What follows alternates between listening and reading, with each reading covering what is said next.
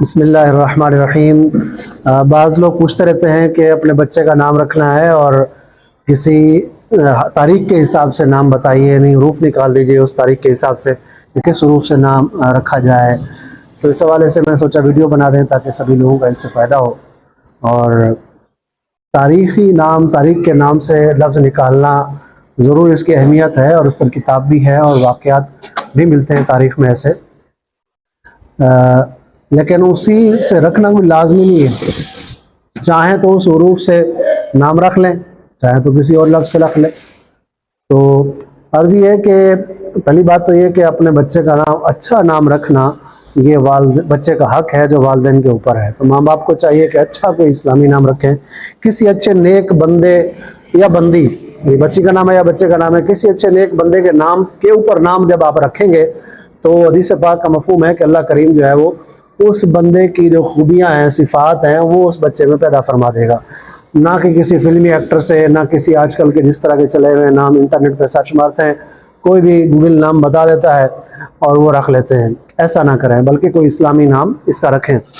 میں اس کے ڈسکرپشن میں نیچے لنک بھی دے دوں گا اسلامی نام کے اس حوالے سے، جو کتاب ہے اس کتاب کے اندر سے آپ کوئی بھی اسلامی نام رکھ لیں۔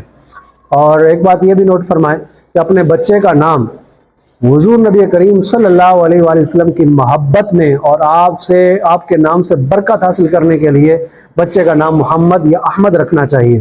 حدیث پاک میں اس کی ترغیب دی گئی ہے کہ جو ایسا کرے گا قیامت کے دن اللہ اس کو اور اس کے والدین کو بخش دے گا۔ اور بھی اس کے فضائل بہت سارے ہیں۔ ایک جگہ فرمایا تم میں سے کسی کا کیا جاتا ہے کہ اگر کسی کے دل میں، کسی کے گھر میں ایک محمد ہو یا دو ہو یا تین ہو، محمد کے نام کے ساتھ ساتھ اس پکارنے کے لیے ساتھ میں کوئی جیسے کوئی اور نام رکھ لیں، جیسے راحیل ہے یا شرجیل ہے یا کوئی اور جس طرح کے نام ہوتے ہیں، پکارنے کے لیے وہ نام ساتھ میں رکھنا چاہیے۔ تو مثال کے اب لفظ نکالنا کیسے ہے، اس حوالے سے آپ ذرا اس کو نوٹ کر لیں۔ پہلی بات، جیسے مثال کے طور پہ ابھی سفر کا مہینہ چل رہا ہے، تو سفر کی 2 تاریخ کو کسی کے ہاں بچہ پیدا ہوا، اب اس کا کون سا حرف نکلے گا، اس کا کیا طریقہ کار ہوگا۔ تو سفر مہینہ کون سا ہے؟ دوسرا، محرم سفر دوسرا مہینہ ہے سفر، تو 2 لکھ لیں۔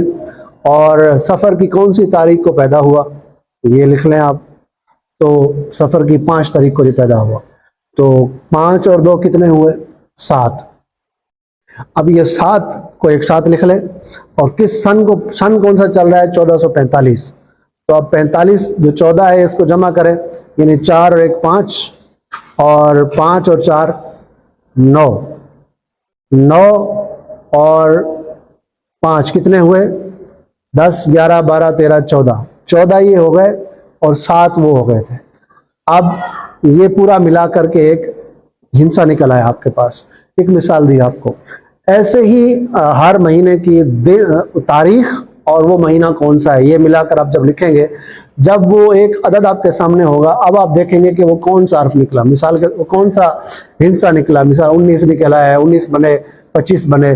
اب آپ نے حروف ابجد دیکھنا ہے، حروف ابجد میں یہ لگا رہا ہوں، یہ آپ دیکھ لیں، الف سے لے کر یا تک ہر حرف کے عدد دیے ہوئے، 1 2 3 4 5 6 7 8 9 10، اور 10 کے بعد پھر 20 30 40 50 100 100 200 300 یوں آخر تک 1000 تک۔ اب جو آپ کے عدد نکلے تھے آپ دیکھیں گے وہ اس کے مطابق کوئی حرف کا لفظ ہے کہ نہیں ہے عدد، اگر نہیں ہے تو اب اس کا عدد مفرد نکالیں گے، یعنی مثال کے طور پر 20 نہیں نکلتا، 25 نکلتا ہے، تو 25 کسی کا عدد نہیں ہے، تو اب آپ اس کا عدد مفرد کیسے نکالیں گے؟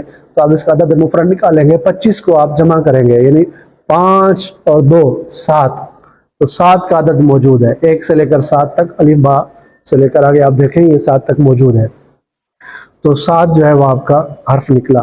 ایسے ہی یہ سارے حرف نکال لیں آپ، اس سے جو ہے کوئی اسلامی نام رکھ لیں، یہ اس کا طریقہ ہے۔ دعاؤں میں یاد رکھیے گا، اس کو آگے شیئر کیجیے گا۔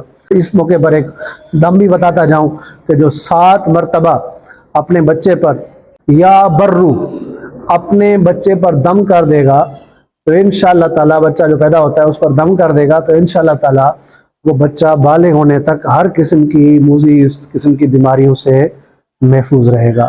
دعاؤں میں یاد رکھیے گا۔ اللہ حافظ۔